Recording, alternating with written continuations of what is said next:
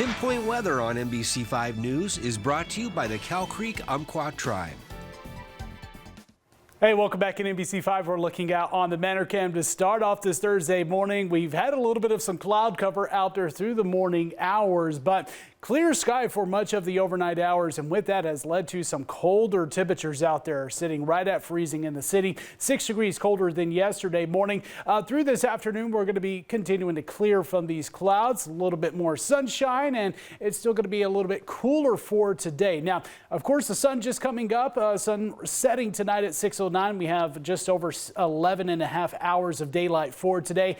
What changes when we get into daylight saving time is the hours that are sunrise and hours that are sunset. Now, for next week, we're going to be getting into the sunrise in the 7 o'clock hour, not the 6 o'clock hour like we have out there right now. Once we get into the sunset, it does begin to set at 7 o'clock as well. So we at least get that daylight a little bit later. We're also going to be gaining daylight as we're getting through the next month. You're seeing over the next week, we're gaining around 3 minutes a day, so 21 minutes total. By April 7th, we're going to be over an hour additional daylight in the day, that sun rising in that 6 o'clock hour. When we look at the top headlines, of course, daylight saving time is Sunday, so you're going to set your clocks forward 1 hour Saturday night before going to bed.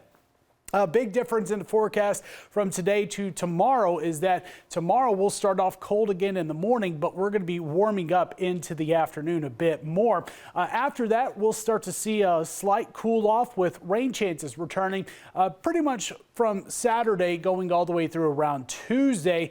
A couple of systems to move through our area to bring us rain, also to bring us some wind. But for today and tomorrow, ridge of high pressure overhead, and that's going to keep us a little bit quieter. You already see the developing system out here well out in the Gulf of Alaska, and that's going to be bringing in that rain up to going up towards Alaska, parts of Canada as we're getting through today. Once we get into Friday, that begins to shift a little bit further south, and we'll start to see our line building in late Friday. I'm talking about midnight is when we'll likely start to see this rain along the coastline. Quickly spreads overhead once we're getting through the first half of Saturday. So that first little bout of showers moves through Saturday morning. We'll still see a few showers into the afternoon hours.